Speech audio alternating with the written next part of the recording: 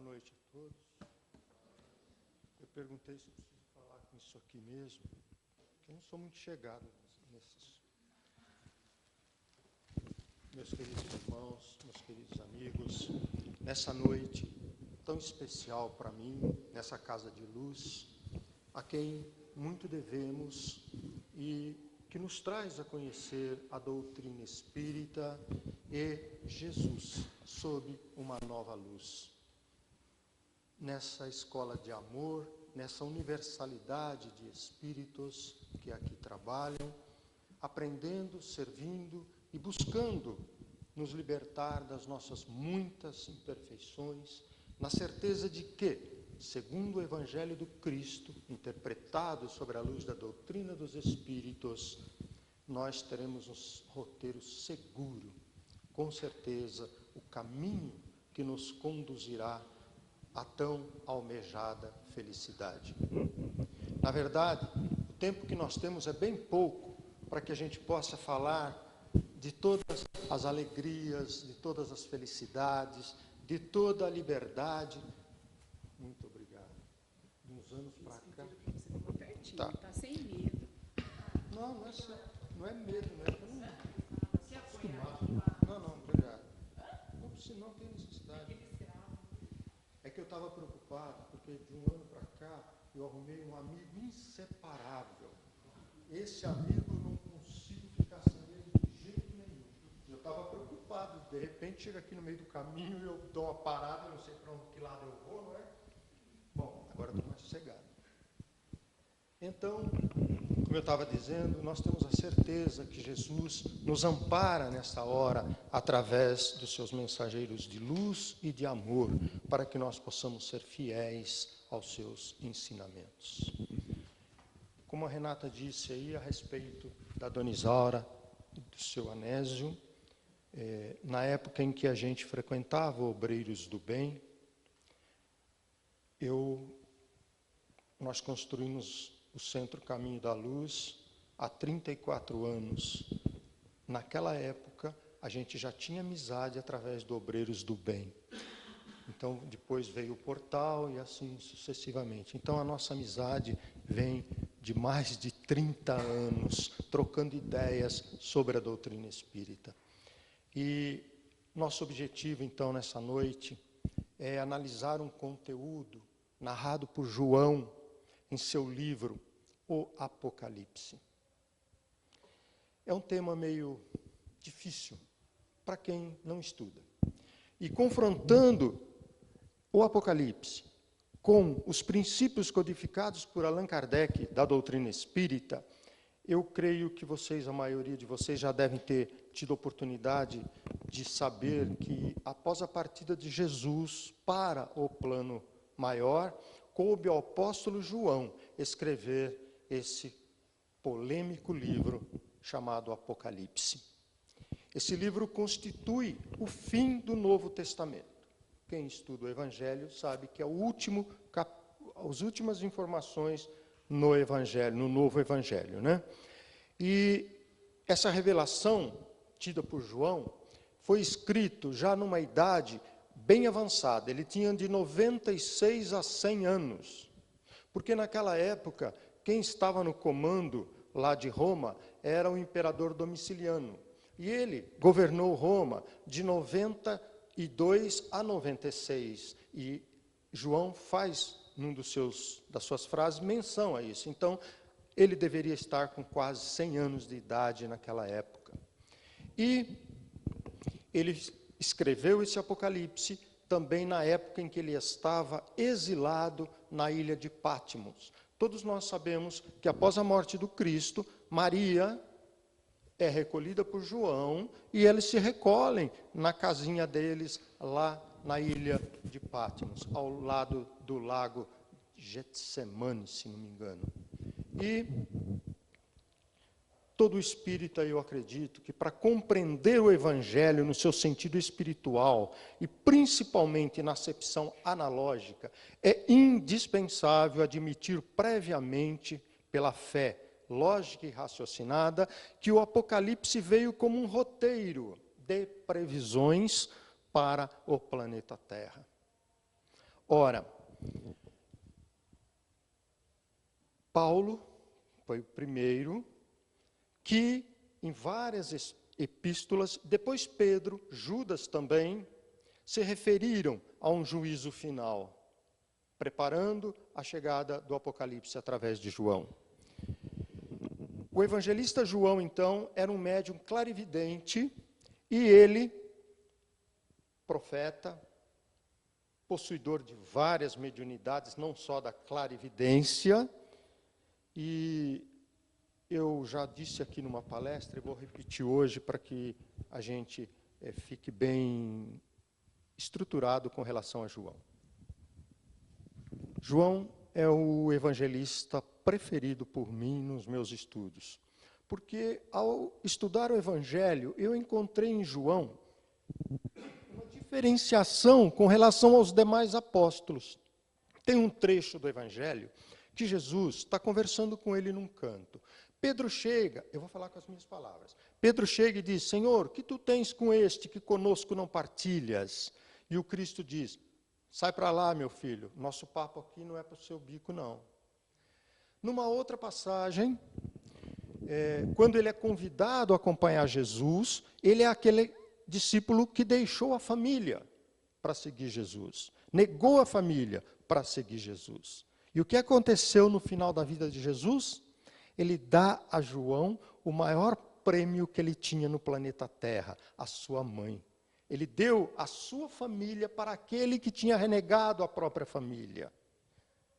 Enquanto todos, naquele momento da crucificação, lá no Monte Gólgota, fugiam, Pedro foi negar, Judas foi se enforcar, o outro nem se sabe onde estava, João ali permaneceu. Coube a João também falar para nós, no seu evangelho, pela primeira vez, a teoria da relatividade. João tinha uma diferenciação dos outros. Quando a gente for fazer algum concurso, alguma coisa, a gente fala que foi quem fez a teoria da relatividade? Albert Einstein. Mas nós vamos deixar ele de lado e vamos voltar aqui dentro dessa sala espírita. Quem, na verdade, falou pela primeira vez sobre teoria da relatividade foi João. João tinha uma diferença. Ele diz assim, é facinho de você achar lá e estudar. João, capítulo 1, versículo 1. 1. Ele diz assim, no princípio era o verbo. O verbo se fez carne. O verbo encarnou na terra. O verbo era a luz de Deus. O verbo estava com Deus. Vamos ver a teoria da relatividade de Albert Einstein. E é igual a m.c ao quadrado. Energia é igual a massa vezes a luz ao quadrado. Vamos voltar em João. No princípio era o verbo. O que é verbo? Andar, falar, chutar, erguer. Requer o quê? Energia. No princípio era a energia. A energia se fez carne, massa. O verbo estava com Deus, o verbo era a luz de Deus. Então, ele diz que a massa se fez carne e era a luz de Deus, e tal, se vai lá, E igual a m.c ao quadrado. Então, João entendia da teoria da relatividade. Então, João era um discípulo diferenciado. E coube a ele escrever esse mais polêmico livro, o Apocalipse. Bom, ele levou 60 anos para poder escrever o Apocalipse, meditando, estudando, pesquisando para poder escrever isso. Logo no capítulo 1 do Apocalipse, no versículo 9, ele inicia o livro dizendo assim, veja que o Apocalipse realmente é as catástrofes do planeta Terra. Olha como ele inicia, no capítulo 1, ele diz assim, eu, João, vosso irmão e companheiro nas tribulações. Eu, João, vosso amigo, irmão, companheiro nas tribulações. Então, presume-se que virão as tribulações. tribulações. Ele não fala de festa. Ele não cita no primeiro capítulo dele isso aí. Ora, no desdobramento que ele teve, ele foi conduzido a outra dimensão da vida, onde lhe foi ampliada essa segunda vista, mediunicamente.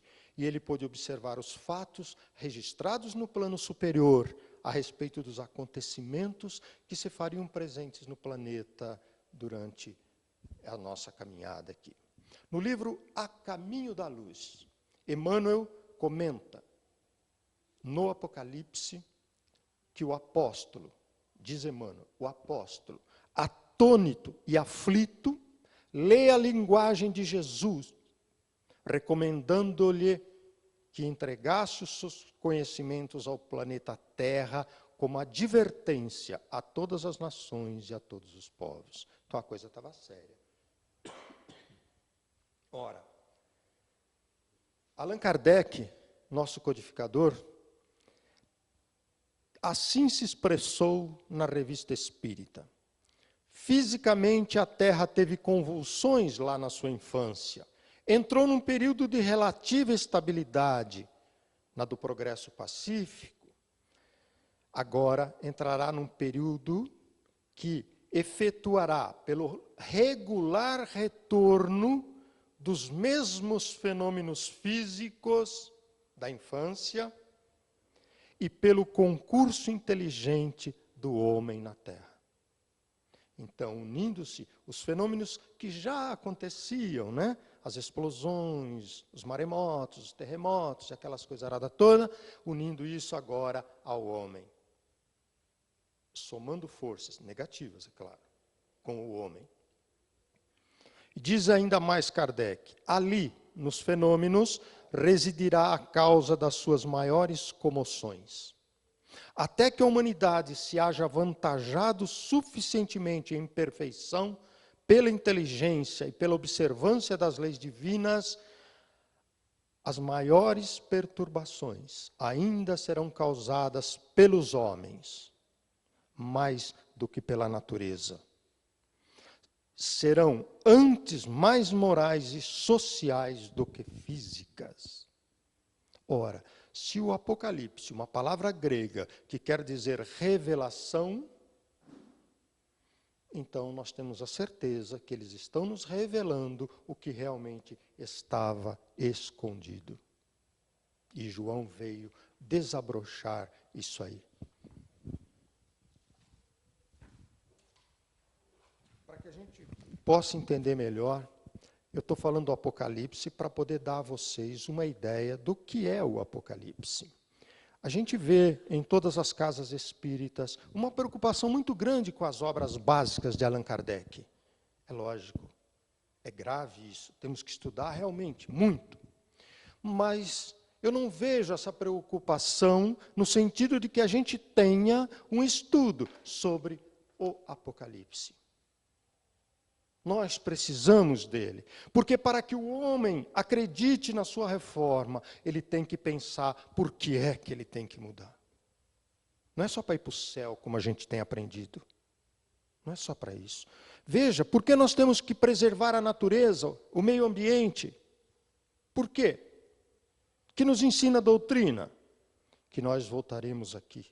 Então, se eu não preservar essa árvore, quem vai sentir falta de ar depois? Eu, porque eu vou voltar. Se o rio secar, quem vai ficar com sede? Eu, porque eu vou voltar. Nós vamos voltar. Então, se nós pegarmos as profecias que o Evangelho diz, que o Apocalipse diz, e trazer para o Evangelho segundo o Espiritismo, nós vamos encontrar um casamento perfeito, que nos dará um novo roteiro, um novo rumo, do porquê que nós temos que fazer. Não é só para ir para o céu, para ser bonzinho, mas preservar aquilo que nós amamos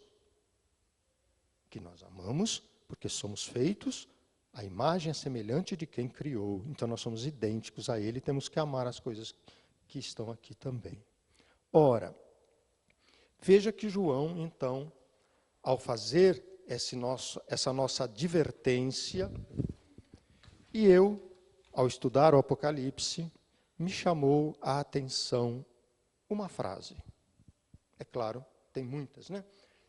Mas uma me chamou a atenção e que me fez preparar essa nossa conversa de hoje. Deixa eu passar para ela direto, porque ela é muito importante. Lá no item 8 da Gênese de Allan Kardec, temos a seguinte frase dele, através do espírito Arago. Quando vos é tido que a humanidade chegou a um período de transformação e que a Terra deve se elevar na hierarquia dos mundos, não vejais nessas palavras nada de místico, mas, ao contrário, o cumprimento das leis naturais e fatais do universo, contra as quais toda a má vontade humana haverá de se quebrar. Eles estão sendo bem taxativos. Não tem brincadeira, talvez. Eles estão sendo bem taxativos. Se formos no Evangelho de Marcos, lá no capítulo 13, no versículo 33, vamos encontrar assim: em verdade te digo que não passará essa geração sem que isso se aconteça. O que é geração? É um dia? É 50 anos? É 100 anos? É 1000 anos? Geração é um tempo da espiritualidade, que não é igual ao nosso. E nunca foi e nunca vai ser, né? Vigiai, portanto, diz ele, porque não sabeis o dia nem a hora. Ora. A folha fica grudada, fica difícil para mim ficar mudando ela aqui. Dessa forma, nós entendemos então que o tempo da vinda do Apocalipse sobre nós já começou. E como a gente chega a essa conclusão que já começou? Não basta a gente apenas ler o Evangelho segundo o Espiritismo, a Bíblia traduzida não sei por quem, o outro Evangelho não sei das quantas. É necessário também que a gente busque os conceitos dos antigos. Não sei se vocês já tiveram oportunidade de alguém estudar a Torá ou o Corão, onde existem muitos números místicos, simbólicos. E o número 7 é exatamente o maior dos símbolos do Apocalipse. A Torá é muito clara com relação aos números 7. E lá no Apocalipse de João, o número 7 é citado várias vezes. Então, como eles vinham daquela época, nós temos que voltar àquela época para entender o que é que eles estavam falando. Não é que você vai ler o Alcorão para se tornar um muçulmano. Não. É apenas para entender a mentalidade que vinha seguindo aquilo. Deixa eu abrir um parênteses para vocês. Vocês sabem o que nos dá a certeza de que Jesus voltará? Ninguém acredita. Os evangélicos falam isso, a gente fica olhando meio de lado. Lê lá atrás do carro assim, Jesus está voltando. Como é que ele vai... Né? É nós é que vamos, né? Mas, como é que eu diria? No cotidiano lá, como a gente fala? Nos vícios, nas manias, vamos falar assim, me fugiu, nos costumes judeus, quando o chefe da casa estava sentado na mesa, jantando, os escravos ficavam à distância, atrás das colunas. Ninguém podia estar junto com os senhores. Quando o senhor terminava a refeição, ele pegava o guardanapo, desdobrava, limpava a boca e jogava sobre a mesa. Isso era o sinal para o servidor. Terminei de jantar, vou embora. Aí ele se aproximava para fazer o servicinho lá. Quando ele levantava da mesa, dobrava de novo o lenço e o colocava ao lado direito do prato, significava, ainda não terminei, vou voltar. Vamos voltar agora à morte de Jesus, lá naquele buraquinho onde enfiaram o corpo dele.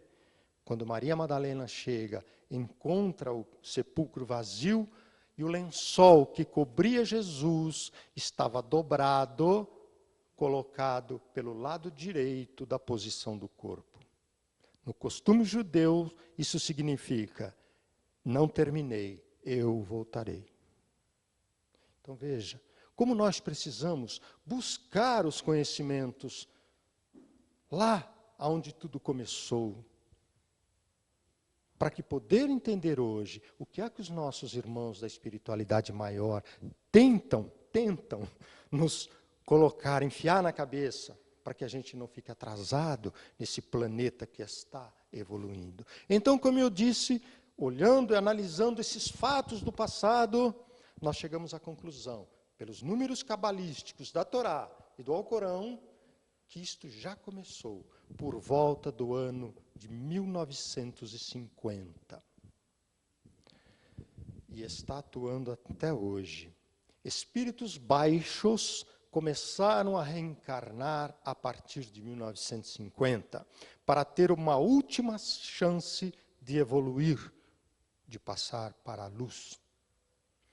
A verticalização do eixo da Terra, todos nós sabemos que o eixo da Terra está se verticalizando, certo?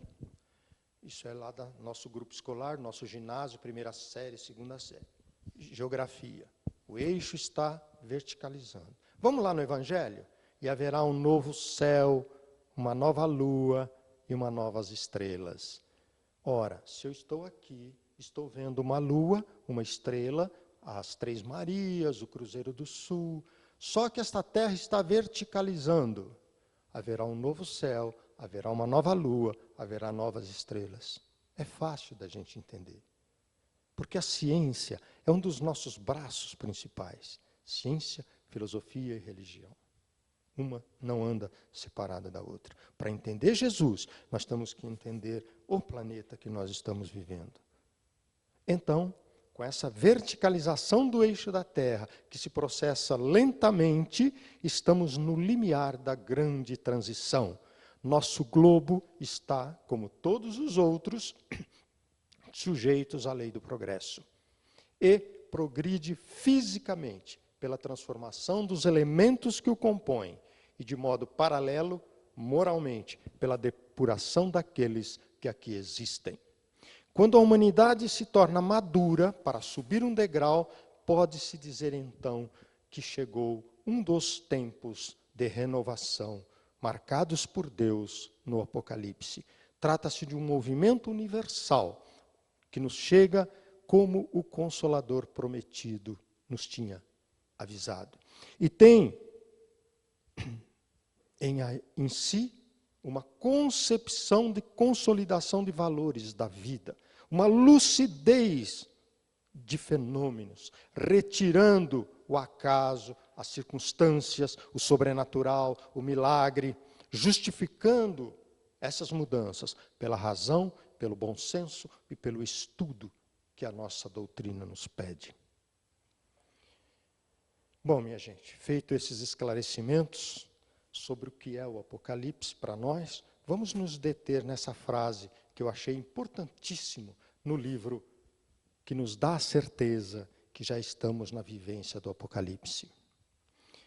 Apocalipse de Jesus, capítulo 8, versículo de 1 a 6. Fantásticos.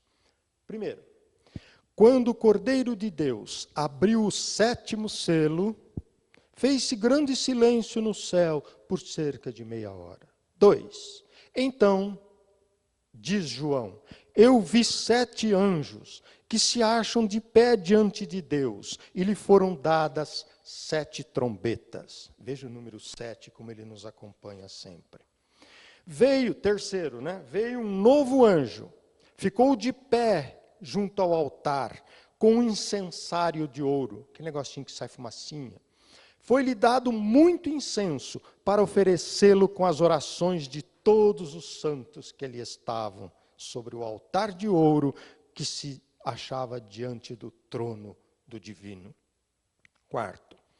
E da mão do anjo subiu até Deus o fumo do incenso com as orações dos santos em prol da humanidade. 5. O anjo tomou o incensário, encheu-o do fogo que estava sobre o altar e o atirou à terra. É grave isso. Eu fico arrepiado quando eu leio isso. Todas as vezes que eu leio isso.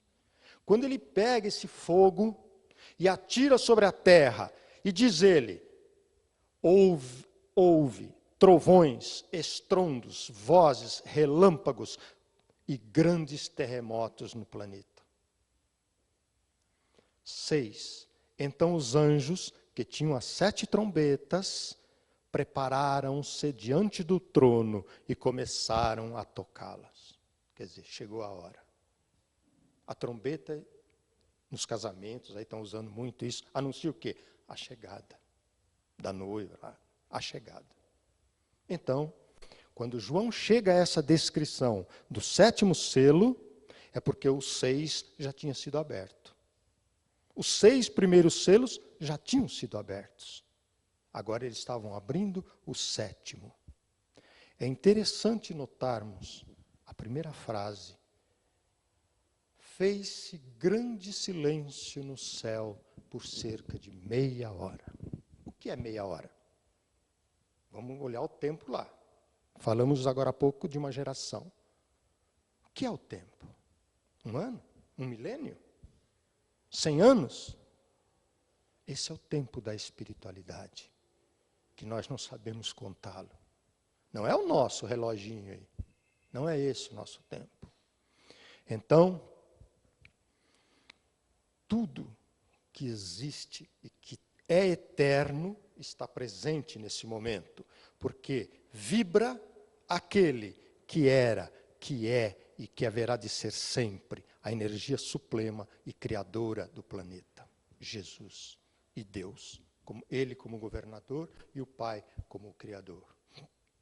Ora, assim sendo, nós chegamos à conclusão que buscar o Evangelho é o porto seguro e a Jesus, o Cristo de Deus, nosso modelo e guia para a nossa evolução.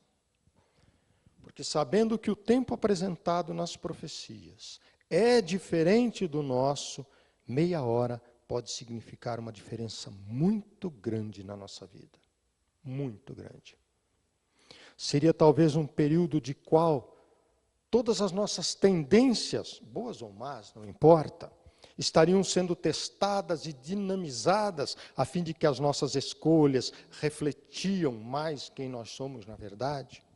Será talvez um tempo de maturidade para definir nossas inclinações, boas ou más, e as nossas decisões de permanecermos como estamos ou aceitando a influência maior da nossa espiritualidade ou inferior, pior, da nossa espiritualidade também. É importante observar que estamos vivendo aquela hora que está lá no Evangelho, descrita por Jesus, quando ele comparou o joio e o trigo. Quando um campo de trigo está infestado de joio, nada se pode fazer. É igual aquela tiririca que a gente tem no jardim. Nada se pode fazer. Só quando as espigas estiverem maduras é que nós vamos saber o que é trigo e o que é joio. Então, o que é que nós estamos vendo hoje? Está crescendo o trigo e o joio. Então, nós precisamos parar de se lamentar. Olha o que está acontecendo. Nossa, o que é isso? Nunca foi assim. Mas está escrito que o joio vai crescer junto com o trigo. Nós temos que estar cientes disso. Não tem nada de milagre, de sobrenatural nessas coisas. O céu, minha gente, está em silêncio.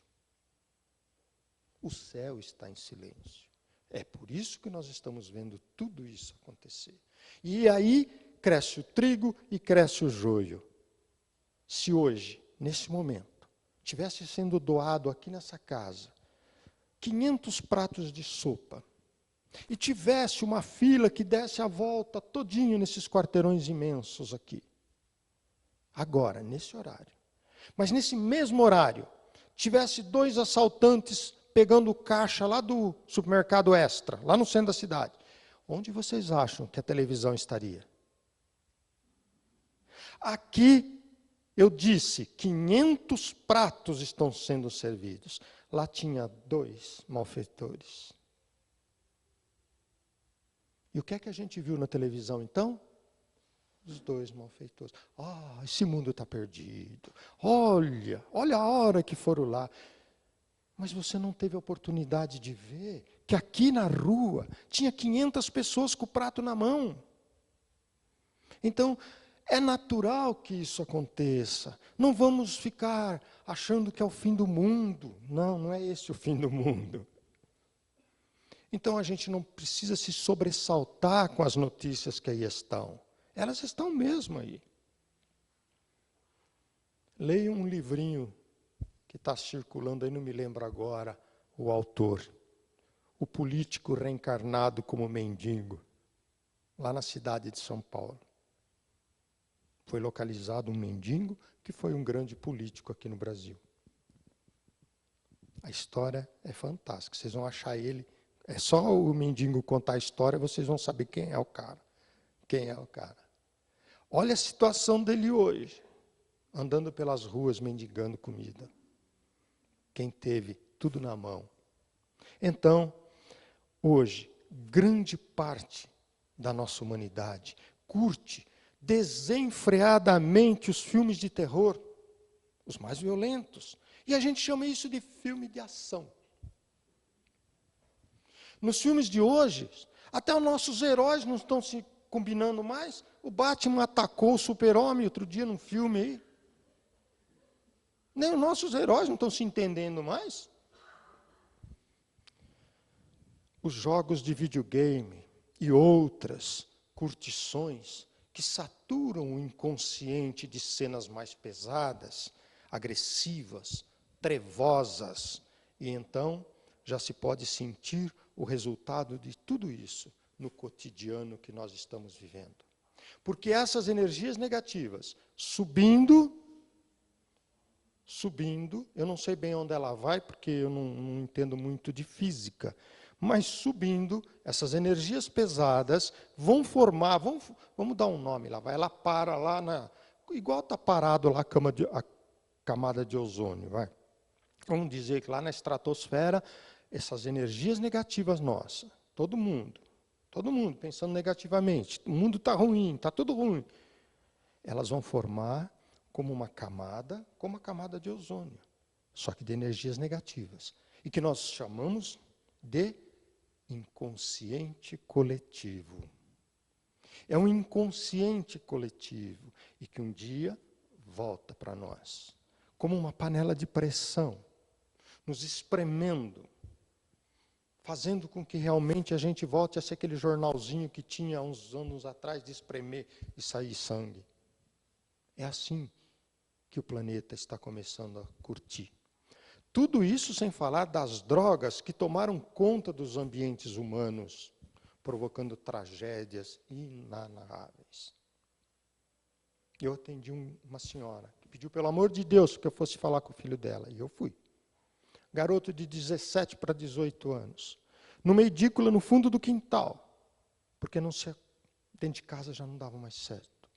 Num quartinho que não tinha nada, um colchão jogado no chão, fedido, mal cheiroso mesmo. Um criado mudo lá, não sei como chama aquilo, uns cinzeiros e as drogas. E a mulher disse assim, chorando, ela disse, Alberto, aqui está sequestrado o meu filho. Esse é o quartinho que os bandidos sequestraram o meu filho. Ele está preso aqui.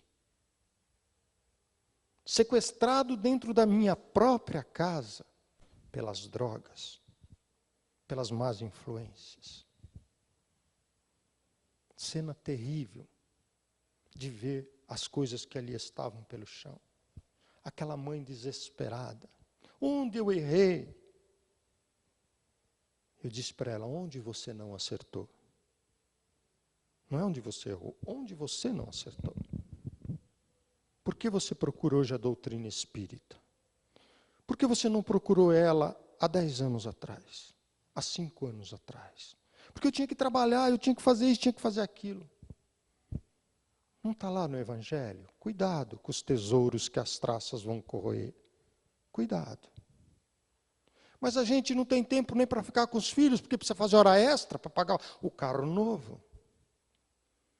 Nós precisamos desesperadamente ficar na loja até 10 horas da noite, porque a crise está difícil. E quando você chega, seu filho já não está, você vai dormir, ele chega de madrugada, você já não vê. De manhã, você sai logo, ou sai ele para ir para a escola, vocês não conversam. E depois você olha para cima e pergunta, onde está o erro? Onde está o erro? A gente, quando ora, mente descaradamente. Pai nosso que estais nos céus. Não é? Aí lá no meio a gente diz assim, o pão nosso de cada dia nos dai hoje. Quem quer o pão nosso de cada dia? Quem está satisfeito com o pão nosso de cada dia? Você diz assim, Senhor, eu pago aluguel, está tão difícil, meu salário é pouquinho, pelo amor de Deus, me dá uma ajuda, que eu compre uma casinha, MRV mesmo, vai. E Ele te ajuda e você compra. Que satisfação. Ai, Senhor, minha sogra ficou viúva, e agora ela vai ter que morar comigo, esses quartinhos são tão pequenos, se eu pudesse construir um quartinho no fundo do quintal para trazer ela morar comigo, e Ele te ajuda e você põe o quartinho. Ai, Senhor, precisava tanto rebocar esse quartinho. E você reboca o quartinho. Ai, Senhor, eu tenho um casal de filhos. E já estão adolescentes. E a menina briga com o menino porque ele fica vendo ela no WhatsApp, fica mexendo no celular dela e fica no computador, vê o Facebook dela. Então precisava ter 2 quartos, um para a menina e um para o menino. E ele te ajuda. E você tem os 2 quartos. E depois... eu precisava levar na escola, porque você vê esse tempo, 11 horas da noite, como que ela vai me sair, 11 horas da noite, uma hora dessa, sozinha para a rua? Eu precisava ter um carrinho para levar ela e buscar ela. É minha filha. Ah, tá bom. Comprou o carrinho. Vamos voltar no começo da conversa. O pão nosso de cada dia, você está satisfeito com o pão nosso de cada dia? Quando você vai parar? Quando você vai parar? Quando? Que hora? Então... nós mentimos a hora que a gente pede. Já no primeiro dobrar de joelhos, a gente está mentindo. Pedindo coisas que nós não queremos. Nós queremos mais, muito mais. Só dizendo aí, eu fui criado junto com a minha irmã, era um quarto, um corredor, onde tinha a mesa, então se alguém sentava no corredor, não podia passar do lado. Uma cozinha, e um banheiro que ficava na área de fora da casa. De noite tinha que sair lá fora de casa para ir no banheiro. Eu saí de lá, era uma beliche, e do outro lado a cama de casal, do papai e da mamãe. Eu saí daquela beliche, junto com a minha irmã, para casar. Para casar. Quando eu casei, eu saí de lá. E não tenho traumas, não fiquei passando mal, não tive doenças, porque fiquei com meus pais naquele quarto até casar. E hoje eu vejo as pessoas se matarem para ter 3 quartos, porque a menina está brigando com o menino, porque está olhando, porque a mãe, ele está vendo isso, a mãe. E aí você corre e constrói o quarto, ao invés de educar o seu filho. Nós temos que ser mais responsáveis com a matéria que nós usamos aqui na Terra. Porque, como o popular diz aí, né? Caixão não tem gaveta. Caixão não tem gaveta. E depois que você luta, fez aquela bruta casa maravilhosa com 3 carros na garagem, um endiabrado chega, vende tudo aquilo, e o trator derruba tudo aquilo, e você se revira lá no túmulo. É assim que funciona. É assim que funciona.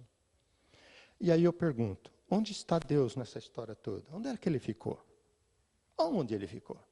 Escondido em que buraco da sua vida? Porque você nunca tinha tempo. Outro dia uma pessoa que está fazendo tratamento comigo faltou. Eu disse, você faltou por quê? Não pode, é tratamento, tem que ter sequência. É que nem remédio que o médico dá, você tem que tomar de hora em hora aquilo. E ela disse assim, Ai, mas eu tinha tanta coisa para fazer. E como eu estou passando necessidade, eu peguei umas roupas para lavar e eu tinha que passar hoje de qualquer jeito. E se você não sarar, o que vai acontecer com a roupa para passar? Se eu não sarar, é capaz de me internar lá no Caibar. Quem vai passar roupa? Não sei, depois isso daí é para... Isso daí não sei. Então você deixa de buscar coisa espiritual porque você tem roupa para passar. Gente, pelo amor de Deus, o Apocalipse está nos chamando a atenção. Está nos chamando a atenção. Está pedindo para a gente que a gente abra o olho, porque o céu está em silêncio. As pessoas dizem, meu Deus, você viu, quanto mais a gente busca, mais reza, mais o diabo aparece. Nada dá certo. As coisas se acumulam, uma atrás da outra. A nossa vida precisaria ter 24 horas para a gente errar mais. Para a gente errar mais. Então, quando a gente voltar os olhos para a espiritualidade, a gente vai encontrar um Jesus que diz assim, vinde a mim, porque o meu jugo é leve. Comigo a coisa é mais fácil. Você vai passar pelos mesmos problemas. Está lá no Evangelho. O homem de bem passa pelo mundo sem ser do mundo. O que é passar pelo mundo sem ser do mundo? Você vai ter aquela dor de cabeça igual todo mundo? Vai. Mas ela não vai doer tanto. Um remedinho qualquer vai passar. Você vai sofrer um acidente de bicicleta, lá de carro, igual qualquer um vai sofrer. Mas você não vai se rebentar todo. Porque você faz parte do mundo. Você tem um carro, você vai virar uma esquina, você pode bater. Eles não vão ficar atrás do seu, guiando o seu carro para você. Então você está sujeito aos problemas do mundo. O homem do mundo passa pelo mundo. Porém, não se envolva com as coisas do mundo. A gente estava conversando aqui, eu e a Renata, de como a gente tem que mudar nas coisas. Como eu mudei aprendendo com os mais velhos, aquelas lições que hoje a mocidade diz que está ultrapassado, mas sou muito feliz. E tenho a maior felicidade do mundo em ter tido a mãe que eu tive, que colocou a presença de Deus no meu coração. Porque mamãe engravidou antes da hora. Vocês imaginam? Naquela época, uma mulher engravidar e o cara não querer casar? Do que ela era chamada? E quando todo mundo falava para, ela disse, eu não. Nem que for sozinha, mas meu filho vai nascer. E hoje eu tenho uma vida maravilhosa, tenho uma doutrina que eu amo, tenho uma paz muito grande, tenho 3 filhos maravilhosos, 3 netos, o 4º vem vindo aí, felicíssimo da vida, porque minha mãe deixou eu nascer. Porque minha mãe deixou eu nascer. Eu tenho uma paixão por essa mulher. Ela já se foi há 34 anos. Tenho paixão por ela até hoje. Não tenho uma foto da minha mãe. Não preciso disso. Eu fecho os olhos e eu a vejo inteirinha diante de mim. Porque eu a amei. Eu não perdi uma chance de colocar os dedos nos contornos dela. Sei cada lugar de cada pinta que ela tinha naquele corpo. Sei como era o cabelo dela. Aonde virava a pontinha do cabelo dela. Basta eu fechar os olhos, eu acompanho tudo. Porque eu amei aquela mulher. Então, se nós conseguimos fazer com que o passado não seja tão doloroso para nós, ao contrário, seja bom. E a doutrina me mudou. Eu disse para a Renata, eu estou casado há 43 anos. A minha mulher nunca pisou num centro espírita. Ela é católica, apostólica romana. Ela canta em missa, toca violão, faz um monte de coisa na igreja. Agora mesmo que eu toco, ela está lá cantando. A gente nunca brigou e nunca se separou por causa de religião. E tem gente que fala, eu não vou porque meu marido não deixa, outro não vai porque o marido, a mulher, não sei o quê, não sei das contas. Cabe a você mostrar para aquela criatura onde você vai. Cabe a você fazer ela pensar assim, onde é que esse cara está indo que está mudando? Onde é que essa pessoa está indo que está voltando melhor? Agora, se você vai e volta nervoso, onde você estava até agora? Você sabe onde eu estava, né? Estava lá no centro. Pô, não tem como, não tem como. O seu filho fala, nossa mãe, demorou hoje. Filho, hoje foi um saco lá. Que isso? Que isso? Então, cabe a gente. Como eu lido muito com espíritos sofredores, né, eu faço o atendimento da desobsessão, então, quando eu chego é lógico que a gente sabe que sai contaminado, mas isso não me afeta em nada.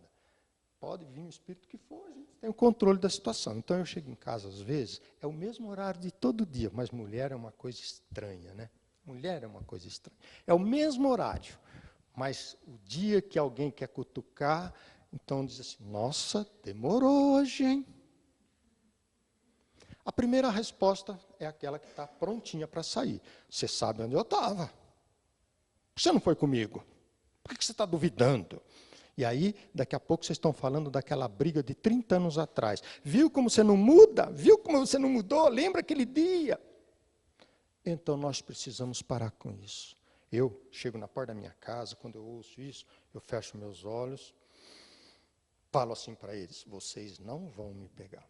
Aí ela entra, eu entro, nossa! Aí eu falo assim, eu fico olhando assim, bem quieto, falo assim, nossa, 40 anos de casado, e você fica aí correndo, onde está o meu amor que está demorando? Meu Deus, como o meu anjo está demorando! Aí ela fala assim, larga a mão de ser tonto, não estava pensando isso e tal. Sai para um lado, outro sai para o outro, e acabou. Mas eu sempre brinco assim, sempre. Nossa, que ciúmes, nossa, que coisa bonita e tal, não sei o quê. Às vezes você está morrendo para dar aquela resposta, mas você sabe que não pode dar aquela resposta, porque a doutrina é clara. Não há cura sem reforma íntima. E cura não é só de câncer, não, de tudo. Não há cura se não houver reforma íntima. Você tem que fazer essa reforma íntima. Você tem que fazer. Custe o que custar. E para a gente encerrar, Jesus disse assim no seu evangelho, quisera eu que você fosse quente ou frio, porque morno você não me serve para nada. Está lá no evangelho. Vou até citar quem falou isso. Capítulo 3, versículo, se não me engano, de 15 e 16. Está lá. Quisera eu que você fosse frio ou quente, porque morno, para mim, não me serve. E é o que a gente é, morno. Se der, eu faço, se não der, eu não faço. Nós precisamos acabar com isso. Então, para encerrar esse desfecho do Apocalipse, eu gostaria de ler para vocês um trecho do capítulo 8, versículo 10 do Apocalipse, que está escrito assim: a vós outros é dado conhecer os mistérios do reino de Deus, isto é, aquele que buscar. Aos demais fala-se por parábolas, para que vendo não vejam, e para que ouvindo não entendam. Portanto, meus irmãos, quem tiver ouvidos de ouvir, que silencie os desarmônicos ruídos da alma e ouça a voz de Jesus, o Cristo de Deus, e prossiga firme nos passos que Jesus nos indicou através do seu Evangelho, rumo a um glorioso amanhecer desse novo planeta, até que cesse esse período de tempo que eles dizem, o céu está em silêncio. Por mais que você busque, o céu está em silêncio. Isso é uma grande advertência para nós. Outro fator importante nessa nossa urgente modificação de atitudes é a coligação, a vinda progressiva de espíritos mais evoluídos que estão reencarnando para nos ajudar a reequilibrar a ordem dos valores desse nosso plano físico. E vamos encerrar, então, esse encontro nosso nesta noite, ouvindo uma súplica que foi feita em forma de oração, como uma despedida do grande evangelista João, ao terminar o polêmico livro Apocalipse, ele dobra os seus joelhos e assim diz: vem, Senhor Jesus, venha o mais rápido que possível ao nosso encontro, para que sejamos felizes, para que não tenhamos mais dor e para que possamos sentir que é o alto que deve conduzir a humanidade terrena. Essa é, minha gente, a última prece, a última exortação do apóstolo, muito amado por Jesus, encarnado no planeta Terra, que aqui recebeu o nome de João. Eu gostaria de dizer a vocês como a última frase, essa que eu disse foi a última oração, a última frase, João diz assim: que a graça do nosso Senhor Jesus Cristo esteja com todos. João falou essa frase. Que a graça do nosso Senhor Jesus Cristo esteja com todos. Eu as faço minha para vocês. Que o sol seja sempre morno ao tocar o rosto de cada um de vocês. Que o vento sempre sopre leve sobre o cabelo de cada um. Que o piso seja sempre firme sobre o vosso pisar. E até que a gente se encontre de novo pela casa que me deu a oportunidade de estudar, pela atenção que vocês me deram, eu só posso, a essa grande espiritualidade, dizer muito obrigado.